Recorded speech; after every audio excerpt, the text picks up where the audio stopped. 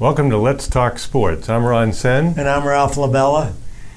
Well, with the longest running show interrupted by an extended brief, we're sort of the Hawaii Five-0 of sports talk shows. Anyway, the Celtics failed in the NBA Finals, but it's a step forward. We'll see how it goes in the future. But one thing we can say for sure is that Steph Curry has a solid claim about being one of the top 10 players of all time. Yeah, he does. I was just thinking of that. If you go Russell, that era, and all the way through, probably not in the top 10, but, in that area, I would say from 10 to 20 greatest players ever. But he's got 4 championships, and certainly even playing on a bad ankle, he was incredible during the finals. And he opens up so much space for teammates. That's one thing that the Celtics could use more space, because the Celtics ran into trouble trying to drive into traffic. But we'll get back to the Celtics. There's a lot to talk about. Daniel Snyder doing Daniel Snyder things. He refuses to testify before Congress about the toxic work environment surrounding the Washington Commanders. What else can you expect? And the thing, too, is I don't know why he went along with changing the name to the Commanders, number one. I mean, I would think he would talk to the people that are, when you're talking about Redskins, talk to the Indians, the people that are involved in that, and ask them what they think, because they weren't upset about it. So why is he changing it? Because of the so-called people that worry about these situations? I just, right there was a wrong situation. And what do we really know about what's happening with that team anyway? Well, during one recent book, Mike Lombardi of the Patriots staff said, we know 2 teams that will make mistakes at every possible turn. It'll be Washington and the Miami Dolphins. So the Patriots nobody worries about the Washington in the long run from a football standpoint. One of the great players in the history of women's basketball, Sue Bird, announced that she's retiring at the end of the season. She's been around for practically ever. Now, was that their last home game the other night? Because, there were a lot of people were there. The fans went crazy when she hit that three-pointer at the end of the game, although the game was clinched. And she came out, and her mother was there. And I was wondering, because their record is only like 15-9. But what do they play, 28 games? I don't know, but there'll be playoff games. They'll have to have a playoff game at home, I'm sure. She hit that big three-pointer. But there are a handful of women who've achieved her status, and just to be able to stay healthy for that long is a miracle. 5 gold medals, right? Does she have that many? 5 gold medals. And then the Bruins, it's never boring, but who'll be the next coach? We don't really know. There's a lot of talk about former BU coach Dave Quinn, a young guy, and Jay Leach, the former Providence coach. The concern is that the Bruins need to give their young players more opportunity to fail. I don't know how that's going to work out. No, and the so-called Big Three didn't play well in the playoffs. So, they always get on the coach. They always get on Sweeney. But to me, he made a good move. Their defense was solid. Their offense was solid. They just lost a tough 7-game series. Well, and you start out as a new coach, and you're not going to have Marchand because of double hip surgery. You're going to be missing McElroy, Grzelcyk, and Riley because of surgery. So you're pretty much guaranteed to be down near the bottom at the beginning of the season. So it's going to be a tough transition for the new coach, whomever it is. Meanwhile, hockey almost into July, the Avalanche, after an overtime win in the first game, overwhelmed Tampa Bay, winning 7-0, a total disaster. And Tampa says it's one game. We haven't lost anything yet. Oh, with their history, they haven't. But it's shocking how good Tampa Bay is to get hammered like that. This weekend, we saw the U.S. Open at the Country Club in Brookline. Unfortunately, the weather wasn't great, but it was a good close. It was very competitive. There hasn't been a playoff for a long time, and I thought there was going to be a playoff because you had 3 players coming down the stretch very close. But Matt Fitzpatrick made a great bunker shot on 18 to set himself up for a par and to win a mere $3.125 million. And he was staying with the person that runs the Open. Really? Well, I guess he won, as an amateur he won it too, right, in 13? I think they said he'd won it before. Yeah, so. he won it as an amateur, Well, anyway. At the same golf course. And he had to hold off Scheffler, who he was 7 over par on some holes in the middle of the course in the final 2 days, but he's the number 1 ranked player in the world. And I felt bad for Zalatoris because it just seemed like he just couldn't quite get over the hump. How many times has he been second? A lot. I think he was second at the Masters, he too. He was. Well, that putt was a tough one. He hit it well. I thought it was definitely going in. To me, every putt's a tough one. But it's interesting to see that there was a lot of attention naturally for the U.S. Open, especially amidst the LIV Tour, which is the Saudi Arabian competition for the PGA. And I thought that they were going to ban LIV Tour signees from PGA events, but I think some of them were playing. Well, they were playing because they already allowed them in, I guess. But I don't think they're going to be able to. They're going to be suspended, I believe, for the rest of the season. And we're in the dead period for the Patriots. There's just no news, nothing happening before training camp opens. There's not a whole lot to say. Apparently, the one player that was really impressive during OTAs was Jack Jones, the cornerback. So when did they get him? What round? He's in the 4th round. Some people thought he was the best pick in the 4th round. Now, he's quick. He's got great ball skills. The issue was his off-the-field track record was not so great as far as fights and some other personal behavior. Well, that's going to be huge with the Patriots because I think the Pats' offense has a chance to be really good, especially Jones in his 2nd year, the running backs. They have enough ends. They have the tight ends. Hopefully the offensive line, they have some good young offensive linemen. So I think the offense is could be really good. The defense fell apart last year at the end of the year.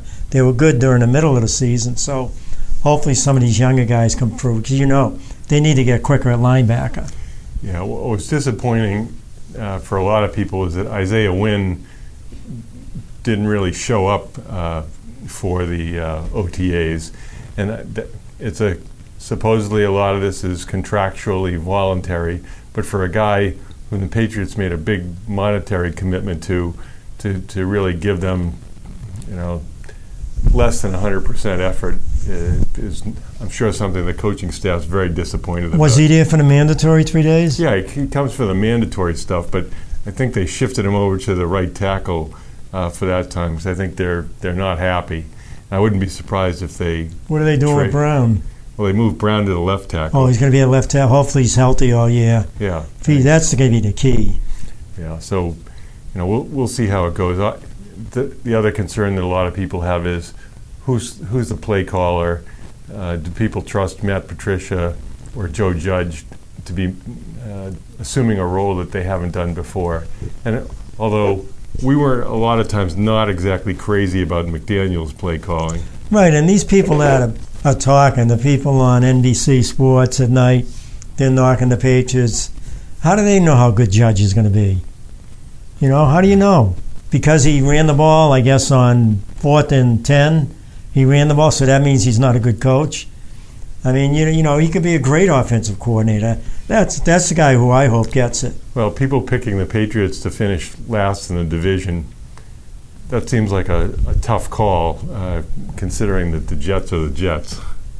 They got a good offense now, though, but who knows? Yeah, we'll see how the quarterback situation winds up there.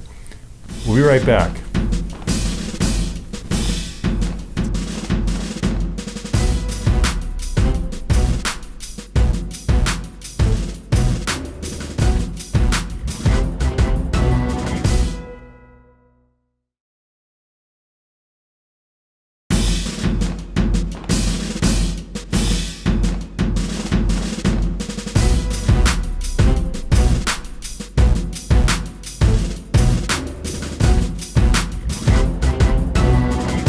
Welcome back.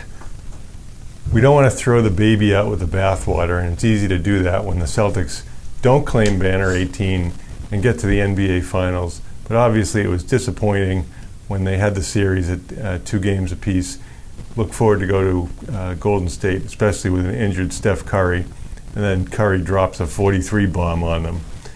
And the Celtics really fell apart after the first few minutes in the Game 6. Well, I'm looking at it 2 ways. I mean, they beat Brooklyn. They beat Brooklyn the way Golden State beat the Celtics. All right? And they beat Brooklyn. Great series against Milwaukee. Great series against Miami. Up 2-1, and then they just lost the edge. And we saw Tatum, and Brown and Smart turned the ball over way too many times. And then the bench, there was no bench. Yeah, it takes a lot of things to win a championship. Your stars have to come through.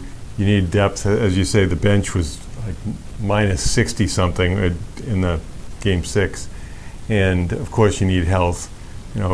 Robert Williams wasn't at full health, but, boy, he'd be a monster if he can stay healthy and get more minutes.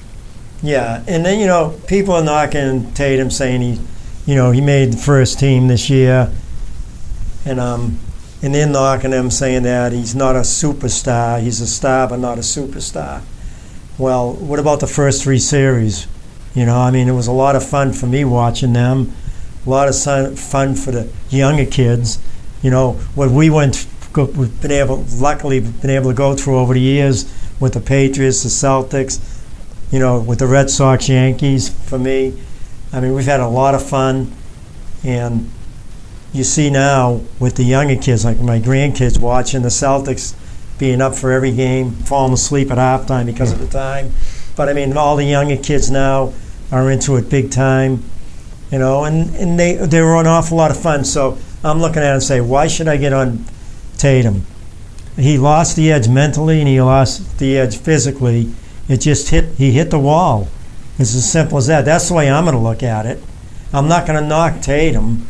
Well, I think the other thing is, if you look at the differential in minutes played over the course of the season, they said Tatum played over 700 more minutes than Curry did over the course of the year.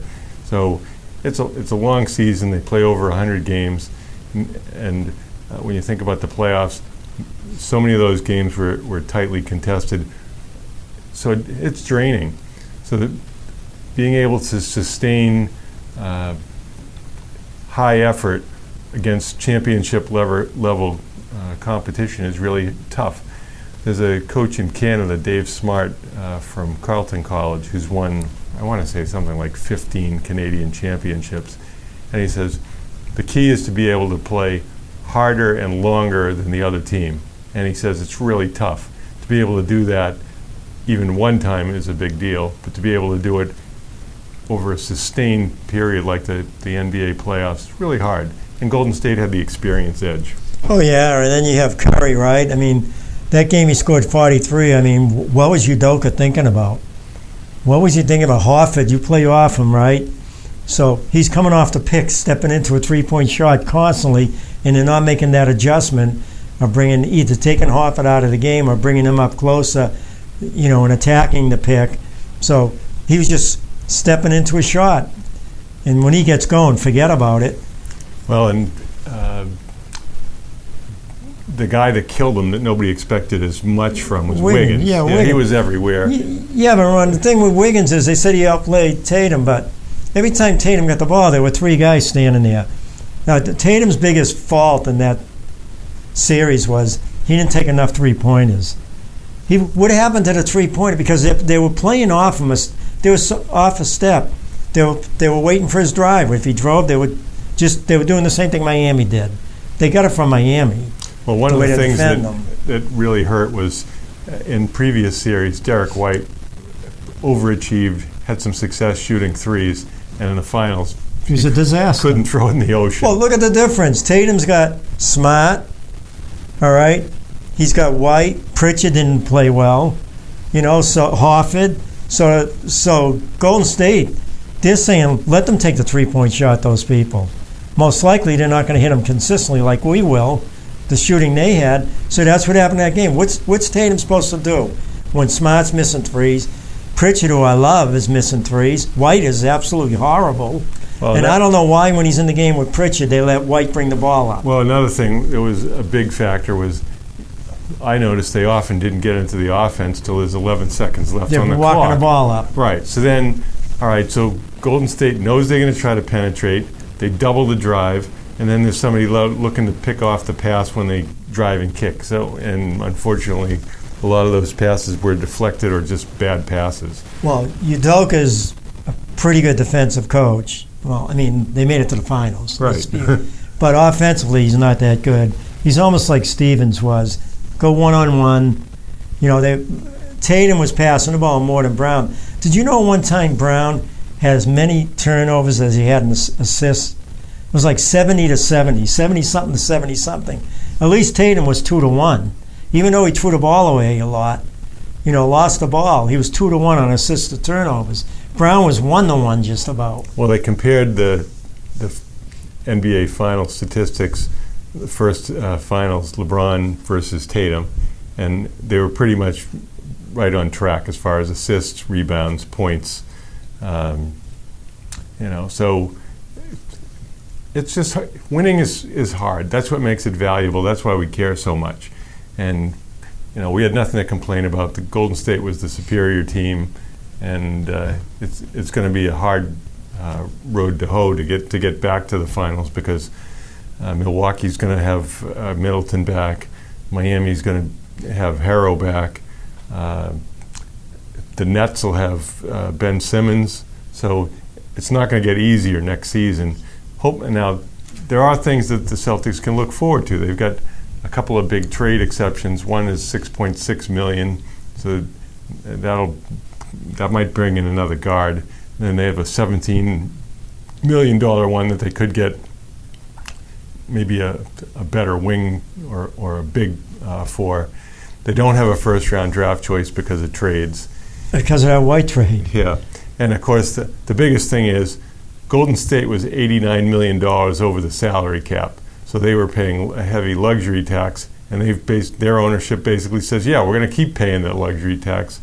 And the Celtics, they didn't think they were going to be at that level, so they didn't invest to that extent. We'll see what they do this year. Who do you think's a better ball player, White or Richardson? I thought Richardson was a way better offensive player. He's a better shooter, better offensive player. White's a good player. We'll see how it goes when he has a full season with training camp, and obviously these guys work out over the summer and have something to work on in their game.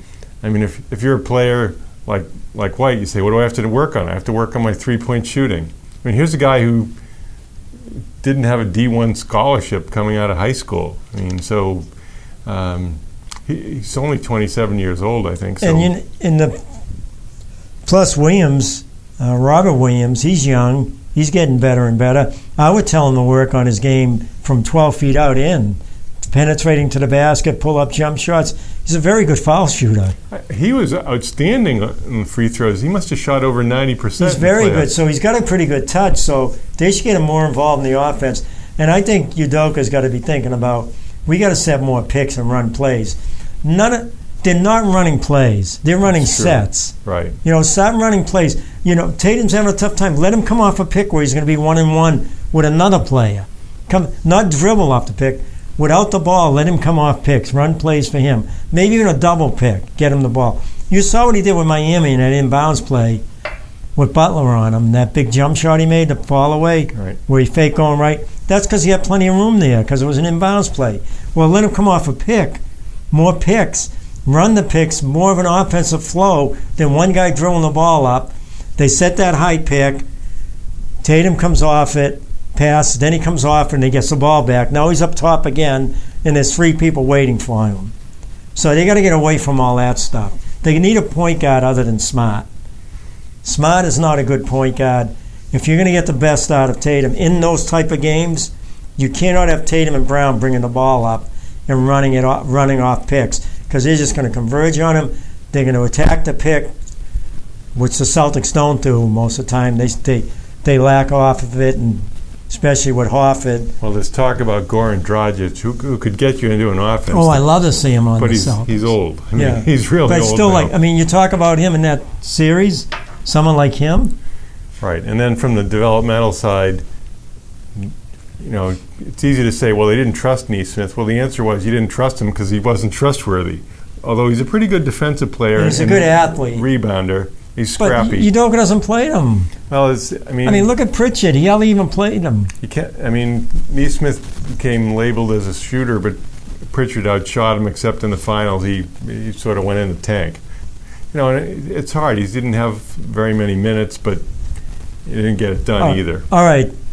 Conley's older, right, than Smart. Who would you rather have a point guard, Conley or Smart? Oh, Conley, but he's making like $30 million already. 20-something now, isn't he? He's on his other contract. I don't know. I don't know if they can afford him. I don't really understand the whole salary cap and then luxury tax beyond that. So, but they got to get a point guard who can break down the defense, move the ball up court, and then make it easier for Tatum and Brown, especially in the big playoff games. But again, they made it to the finals. They were up 2-1, and they hit the wall. That's the way I'm going to look at it.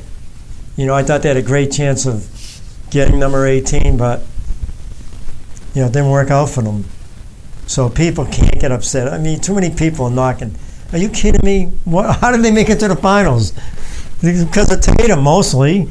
Yeah, it's awfully easy for us to say, well, they didn't get it done. Well, Golden State is the reason they didn't get it done. You have to give credit to the other team, their coaching staff, their experience. And they were a different type team than the Celtics. Curry made it easier for Wiggins. Wiggins was always one-on-one, hit those jump shots from the foul line, wide open threes at time. Tatum, he always had pressure on him. So when you say Wiggins outplayed Tatum, look at the pressure Tatum was under compared to Wiggins, where Curry was the big man. And they were keen on Curry and Thompson from the three-point line. And then when Poole got in there, another great three-point shooter. So that whole setup was entirely different. Imagine Tatum on Golden State and Curry on the Celtics. It would make it a lot easier for the Celtics because Curry would be penetrating. He's so smart. But Tatum on that team, Golden State will win it. Right. The other thing is, with certain players like Thompson, you can't let them catch and shoot. No. You got to make them put it on the floor. So, it's a great season for the Celtics, a great season to be a Celtics fan, but next 10 years, 10 years, if they make a couple of good moves, could be a lot of fun. If every season they get to the finals, I don't think we'll complain, except for the fact that the game starts so late, so that means you're staying up till midnight every night. All these young kids that love it now, and they're falling asleep in the first half. That's a shame, especially on the weekends. Well, you have to do what we do, take a nap. That's what I used to do when the Celtics played the Lakers. My mother said, you have to go to bed at 8 when I was their age. Went to bed at 8, and she'd wake us up at 11. The games would start at 11:30, in L.A., when they were playing L.A. all those years. We'll be right back.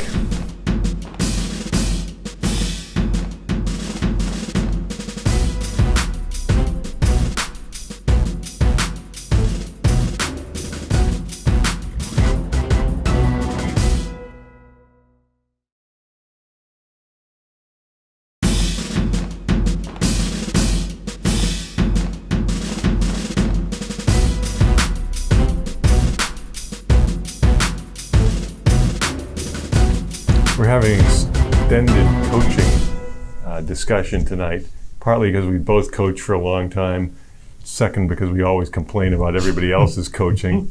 One of the great challenges for coaches now is that there's just so much unevenness of expectations and discontent from players and families that it's hard for coaches to last very long, even if they're having some success. It only takes one complaint from a parent who has a loud enough voice to sink a coach. Yeah, and then the people, the higher-ups, listening to the parents instead of having meetings. Well, look what happened in, where was it? Braintree? Look what happened in Braintree. The best coach probably in the state, both boys and girls basketball, had problems there. Yeah, for people who don't know, Kristen McDonald won 4 state championships at Braintree girls, and there was tremendous pushback from parents who complained about their kid not getting enough opportunity or not enough publicity. Coach McDonald was named the Boston Herald Coach of the Decade, and this year she brought her Norwood boys team to the state finals in Division II.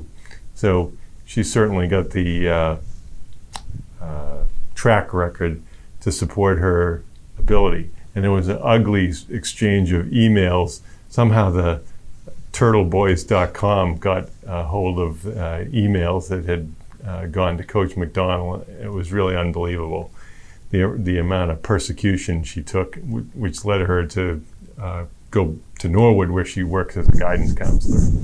So, but it's a hard job, and most coaches work year to year. So it's not like you have a 3-year contract, and the coaches are not getting rich in Massachusetts by coaching high school sports. It's different in Texas, where you have high school football offensive coordinators making $100,000. Entirely different deal. You talk about Texas, right? Quickly, we'll get on. My son-in-law, Sean, coaches the football team in Duxbury, the younger kids. Okay. So he gets a call one day from a parent from Texas who's going to be moving up to Duxbury with 3 boys. One of them is going to be in the 1st grade. The same thing as Kellen, my grandson, who played last year, tackle. How did he get his name? Somehow they got it right. So they says, we're moving up there. We're going to be up there in July. And, our sons, our 2 oldest sons are playing. They're like in the 5th and 7th grade, have been playing. And my youngest son, we found that you're going to be the coach. And do you have a playbook you want to send us so we can start? So my son-in-law starts laughing. And he replies, he goes, this is just the 1st grade. It's really instructional, and, we teach them. And as a matter of fact, they're having a clinic this week with the younger kids. But it's funny, I said, that's Texas. Hardcore. It's unbelievable. Well, there's a lot of sayings that I've acquired over the course of the year. Some of them are my own, some of people's are others.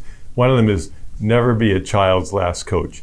In other words, make it fun for the kids. If it's not fun for the kids, they hate playing, they hate coming to practice, you're not doing your job. Everybody is not going to be a star player. We all know that. Everybody can be a good teammate, and I think most people that played for us in middle school basketball had a positive experience. Yeah, and I think commitment's a key too. You hear people, Melrose and other cities complaining about whatever team it is, and they just complain. They may go to the athletic director or whoever else. But when you sit back and you're watching and you're seeing that a lot of these people complaining, their child is not committed to the program. All right, I'm not saying they have to be totally committed, but committed to where there may be a game once a week and you should make it. So, and then you have some parents, again, complaining, and you see that their daughter or son, they weren't committed to the team. They maybe went to 1 or 2 games, maybe went to 1 or 2 practices during the summer, and they're the ones complaining. The good thing is you have so many great parents, especially that I've been involved with in Melrose. So, terrific parents. Kids are committed. Most of them are committed. And you very rarely see them complaining about anything. Their kids go and play. Kids have a good time, and hopefully they're successful. But you do have that 1 or 2. Same thing would happen in Braintree when they got rid of that coach. Yeah, there's been a move away from basketball toward volleyball and soccer, especially around here, and to a lesser extent lacrosse, so that more of the basketball players are not primary basketball players. They're basketball players whose primary sport is something else, which is fine. If you don't love it, you don't want to be putting all your time into it, but there are far more skills to acquire and game reads to acquire in basketball than there are for a lot of other sports. But you look at I've been helping my friend with his AAU program. You go there and the talent in girls basketball is unbelievable now. Just watching these tournaments, which I've been going to a lot of the games. And one person I know, Sofia Smith, for the high school team. She was the MVP of the varsity this year. She was I didn't see her, but she was at a tournament I coached. And she's going to Chicago in a tournament. And I've seen her play 2 games in the summer league. She's been to both games. As a matter of fact, she came down for the first half of last Tuesday's game. It was tremendous, but she had to go to her AU practice right after that, so she missed the second half. And we lost by three points to Reading in a good game where, a lot of our varsity players, well, some of them weren't there, but she is totally committed, and you can see the difference in her game. She's going to be, I think she's going to be one of the best players in the Middlesex League this year. She looks she's been looking really good, but she's been committed to it. I mean, you don't have to be that committed, but just get involved. Go to a couple of games, go to practices, work in your game, want to get better because they have a chance to be good this year, but I'm a little down right now because I don't see that total commitment. And then, it's gonna all come down to how much they want to get better and be successful next year. And yeah, there's a book by Dr. Fergus Connolly called Game Changers, and he talks about a model for sports which I think is really great. He calls it the TTPP model, and it's technical, that's what skill you have, tactical, strategy, physical, obviously your strength, speed, conditioning, etc., and psychological, your resilience, your ability to play under pressure, that sort of thing. And if you just take any one of those, it's formidable. You're not going to become an explosive athlete. You're not going to become the stronger kid who can fight for rebounds. You just don't go to the gym one day a week to do that. You've got to be committed probably 3 days a week, probably at least half an hour, just on that part of your game. And that doesn't include all the skill-based to totally understand the game. You have a lot of young players who they're playing a lot with AAU and also watching film. There's so many opportunities on YouTube and other sites nowadays to study what great players are doing and how players get separation, get open so they can finish. Like during the Celtics game in California, saw Drew Hanlon, one of the NBA trainers, who's Jason Tatum's trainer. He's out there, and he's not out there just to watch the game. He's out there to watch what he can do to help Tatum get better. So you're just not going to show up, for an hour a week and become a great player. And we had players for years that would come on Tuesdays and Sundays to increase their skill. And there was a big drop-off in enthusiasm and interest. And the few players who did continue to come, it really showed up. Those are the players you read about in the paper that you see they're all scholastics. And it's, obviously they have size and they have athletic ability, but they have the commitment to follow through and become great players. Yeah, just like, Merrill's has been down the last few years. Last year they did good in the second half of the season. And we talked to them, right, about getting together with the captains and going down and working on your game.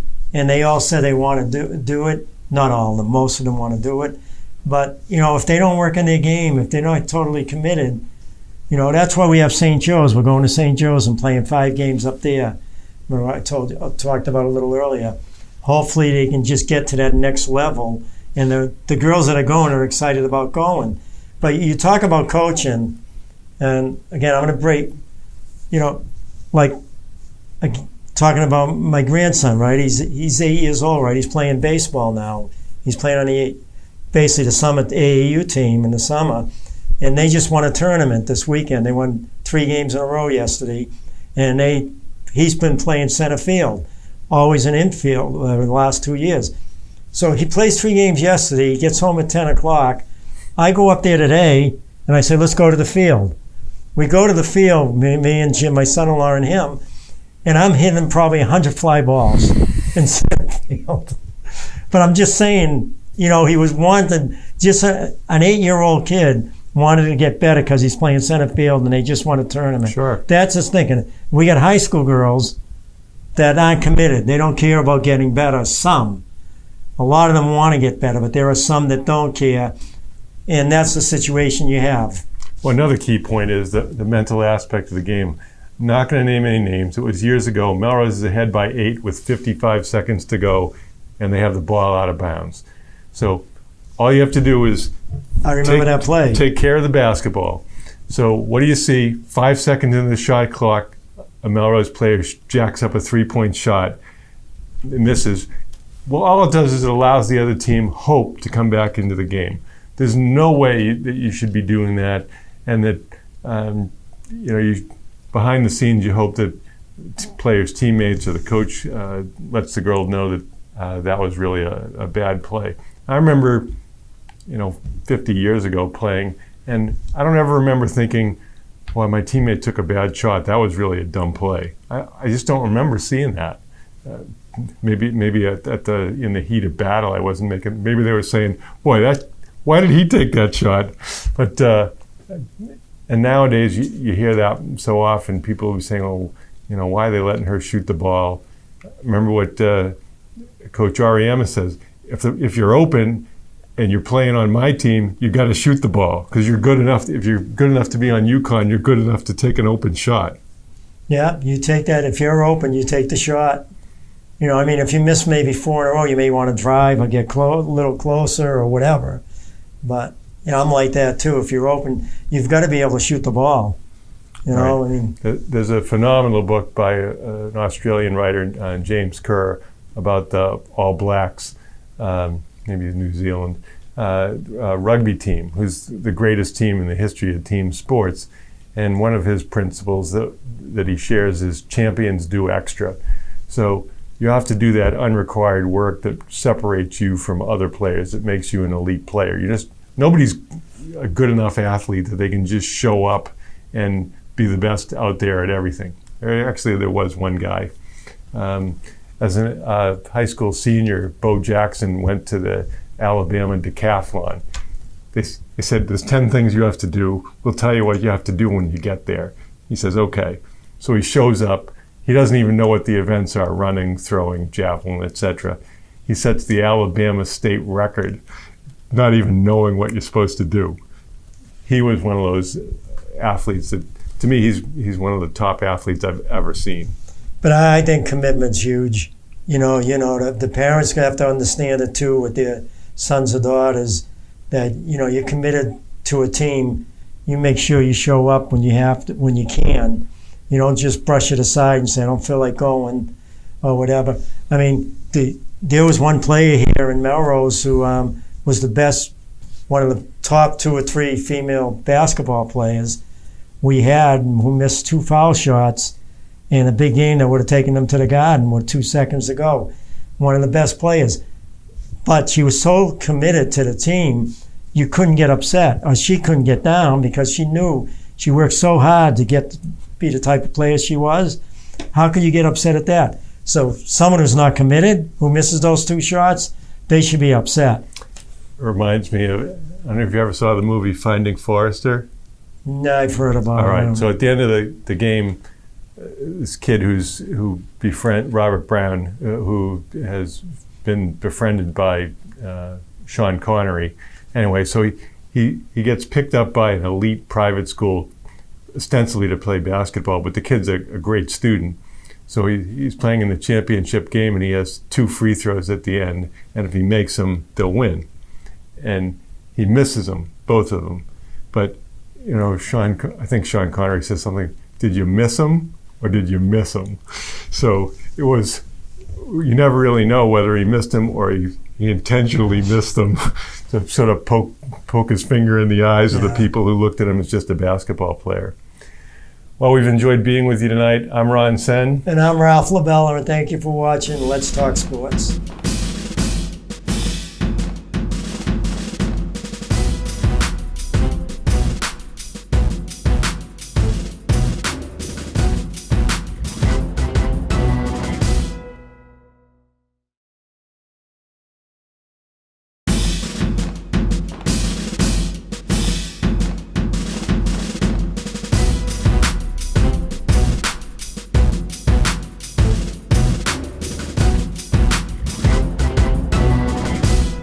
after 29 games, it looked like the Red Sox season was over. They were 10-19. Alex Cora had a beard. The beard came off, and the Red Sox moved ahead from there. They've been 26-12 since then, playing among the best in baseball. Not as good as the Yankees, who are playing 750 ball, but playing better and having a softer schedule has really worked out for the Red Sox. And at least now they can compete for the wild card, since they have 3 wild card teams now. What are they, like 12, 1-1 on series? Oh, I don't know. I think they're like 12, 1-1. But lately, the Sox offense has come alive. They had a number of positions they were getting nothing from, including catcher and right field. But Vasquez and Bradley have both started to hit. Dahlbeck has been better than nothing, although he's still hitting barely over 200. And I'm not saying Devers is an MVP candidate, but he's certainly the best player that they have. So the offense is second in runs scored. The ERA is number 5, and the defense is even 6. So for the most part, they're playing competitive ball. But we'll see how it comes when they play Toronto, the Yankees, and Tampa in the next couple of weeks. I mean, they have a very good team right now. The pitching has been a surprise, huh? Yeah. Pavetta's pitching great. Yeah, and they've done this a lot without Evaldi and Whitlock are both on the DL. I think they have hip things, so kind of amazing. They better sign a couple of those players, though. Yeah, well, Bogarts is the presumptive all-star at shortstop. Devers will make the team. Martinez will probably be the all-star DH. But the lack of any progress with contract talks with Devers is pretty concerning. Because once guys start sniffing free agency, and look at Judge, but he turned down $231 million, and he's putting his bat where his mouth is. Well, they better give Devers. Devers is going to be looking for 10 years, $350 million. Yeah, that's right. I mean, are they going to want to give it to him? I mean, they're crazy if they don't. Maybe get it down to, 8 years. But Devers is young enough for a 10-year contract. Well, my son always says, front load everything. So give them 4 years at $40 million apiece, and then say, we'll let you renegotiate after that. So they won't do that, though. They're going to look at the numbers. They're going to look at say, listen, the other players are getting 10 years, $300 million. Devers, maybe he'll take $300 million for 10 years. No, I don't think that's going to happen. But put it this way: if the Red Sox don't sign Devers, the fans are going to be out of their minds, especially after the Mookie Betts experience. Yeah, but look at Betts since he left. 1 year he had 260. Yeah, last year he wasn't good. This year he's been better. And what's he hitting now? Like 280. Yeah, I mean 280, and he wanted 30-something million from the Red Sox for 10 years. I mean, you got to look at it that way too. But Devers seems like he's always going to hit with power. Well, Devers grew up hitting a bottle cap with a broomstick. So if you get a bat and you're hitting a ball, it must look like hitting a beach ball compared to a bottle cap. But certainly a lot of these guys who grow up, if you've ever been to the Dominican Republic and you see what the poverty is, it's kind of different than a lot of poverty in the United States. So guys like Devers, more power to him. He's earning his money. So I wonder what the Yankees think now with Cashman and all that, going for Stanton over Martinez. All these years they could have Martinez in that lineup, batting third or fourth, consistently hitting 300 with power. Well, I don't think the Yankees have a lot to worry about right now. I'd say they're the prohibitive favorite to win the World Series this year. Because they're getting great pitching, too. Yeah, I mean, everywhere. I mean, they have power, they have good defense. They have something like 110 home runs so far, or 112. It's crazy. Judge went into has been in a little slump the last 5 or 6 games. Now, the Red Sox still have issues. For example, they go to Toronto soon, so we know that Houck isn't vaccinated, so he's the de facto closer right now. So you go into Toronto, a strong hitting team with no closer, and the bullpen was shaky at best this weekend against the Cardinals. twice they had a 6-1 lead in the ninth. One game they won 6-5, and the other one 6-4, both with tying run on base. So in the 6-5 game and the tying run at the plate in the 6-4 game. So it was kind of a mess. And we have the Cora says it's going to be a big deal to go from 14 to 13 pitchers. I saw somewhere that one team used 3 position players in one game to pitch. So, well, they're not letting the starters go deep enough, number one. Right.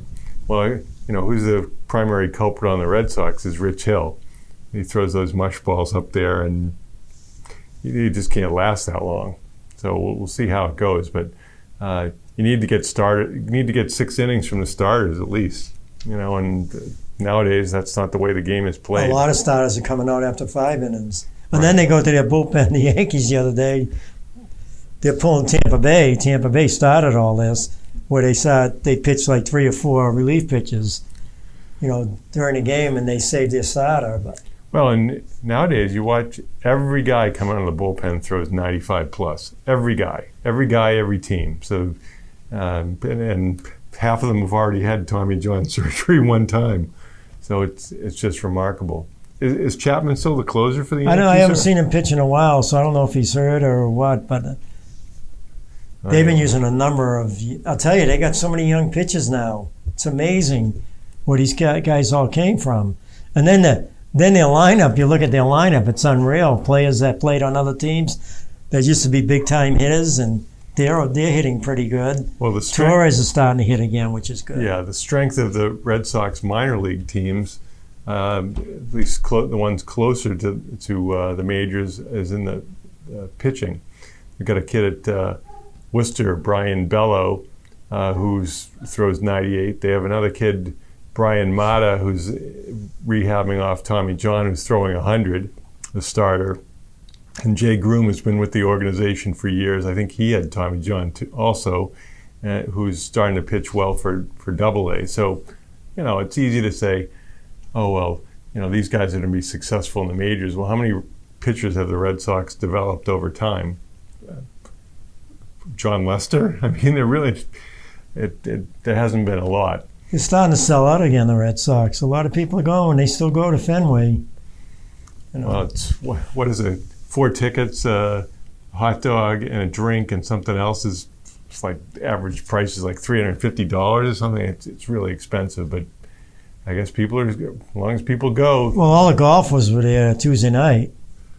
Speed was there, Thomas was there, Johnson was there, and there must have been a number of other ones. They were in the monster seats.